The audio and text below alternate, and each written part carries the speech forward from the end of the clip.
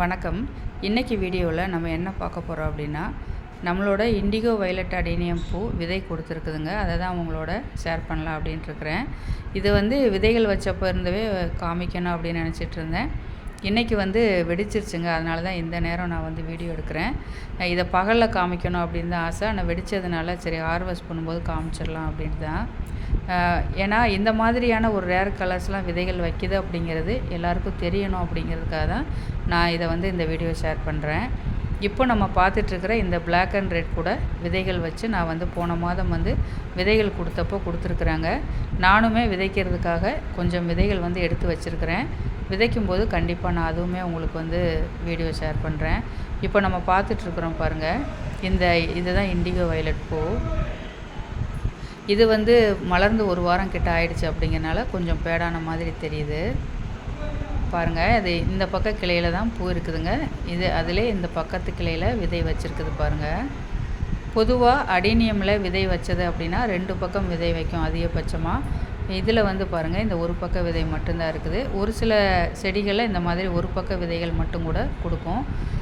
இதுவே எனக்கு ரொம்பவே சந்தோஷந்தாங்க. ஏன்னா இந்த மாதிரியான ரேர் கலர்ஸில் விதைகள் கொடுக்குறதுங்கிறது நமக்கு அபூர்வம் தான்.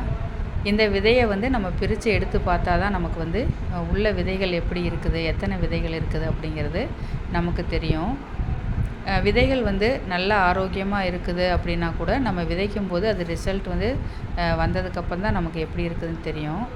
நான் அந்த விதை பிரித்து எடுத்துருக்கிறேன் பாருங்கள். உள்ளே நம்ம பிரித்து எடுத்து பார்த்துட்டு எப்படி இருக்குது அப்படிங்கிறத பார்க்கலாம். பார்க்கும்போதே ஓரளவுக்கு நல்ல திரட்சியான விதைகள் மாதிரி தான் தெரியுது பாருங்கள். இதை முழுசாக நம்ம வெளியில் எடுத்துகிட்டு எத்தனை விதைகள் இருக்குது அப்படிங்கிறதெல்லாம் நம்ம பார்க்கலாம். இப்போது இது விதைகள் ஒரு குறைவான விதைகள் தான் அப்படிங்கிறதுனால இந்த முறை நானே விதைச்சி பார்க்கலாம் அப்படின்னு பார்க்குறேங்க. இது நிறைய விதைகள் இருந்ததுன்னா நான் உங்களுக்குமே கொடுப்பேன் கண்டிப்பாக. இது அடுத்துமே இது நமக்கு விதைகள் கொடுக்கும் கண்டிப்பாக. ஏன்னா இது ஒரு முறை விதை வச்சதுன்னா திரும்ப விதைகள் வைக்கும். ஆனால் கொஞ்சம் டைம் எடுத்துட்டு தாங்க விதைகள் வைக்கிது. தொடர்ச்சியாக நமக்கு இந்த மாதிரி ரேர் கலர்ஸ் விதைகள் கொடுக்குறதில்ல. விதைகள் பாருங்கள் நல்ல திரட்சியாகவே இருக்குது. அதுவே எனக்கு ரொம்ப சந்தோஷம். ஏன்னா திரட்சியான விதைகளை போடும்போது கூட நமக்கு 100% ரிசல்ட் அப்படிங்கிறது வர்றதில்லைங்க. ஓரளவுக்கு தான் விதைகள் நமக்கு நாற்றுகளாக மாறும். அந்த நாற்றுகளை நம்ம காப்பாற்றி அதிலேருந்து ஒரு சில விதைகள் தான் நமக்கு பூக்களே கொடுக்க ஆரம்பிச்சிருது பாருங்கள். நல்ல திரட்சியாக இருக்குது பாருங்கள் விதை மொத்தம் எனக்கு இதில் எல்லா விதைகளும் பிரித்து எடுத்ததுக்கப்புறமா ஒரு 14 விதை கிட்ட தான் எனக்கு கிடைச்சதுங்க. அதுலேயுமே கூட ஒரு 2 விதை நல்ல திரட்சியாக இல்லை.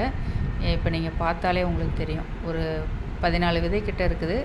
அப்போ ஒரு 12 விதை எனக்கு இதில் கிடச்சிருக்குது. இதை நான் விதைக்கும் போதுமே கண்டிப்பாக நான் உங்களுக்கு காமிக்கிறேன். நான் ஏற்கனவே சொல்லியிருந்தேன் இல்லைங்களா, அந்த பிளாக் அண்ட் ரெட் இதோட விதை இதை எல்லாமே விதைக்கும் போது நான் கண்டிப்பாக உங்களுக்கு காமிக்கிறேன். இது எல்லாமே விதைச்சிட்டு நம்ம இது ரிசல்ட் பார்க்குறதுக்கு 10 மாதத்துலேருந்து 1 வருடம் கூட ஆயிருங்க. இந்த விதைகள் அளவாக இருந்ததால் தான் நானே விதைச்சி பார்க்குறேன். கண்டிப்பாக அடுத்த முறை வரும்போது உங்கள் எல்லாருக்குமே நான் ஷேர் பண்ணுறேன். இந்த வீடியோ எப்படி இருந்ததுன்னு சொல்லி மறக்காமல் கமெண்ட்ஸில் உங்களோட கருத்துக்களை பதிவு பண்ணுங்கள். இதுவரை வீடியோ பார்த்ததுக்கு ரொம்ப நன்றிங்க.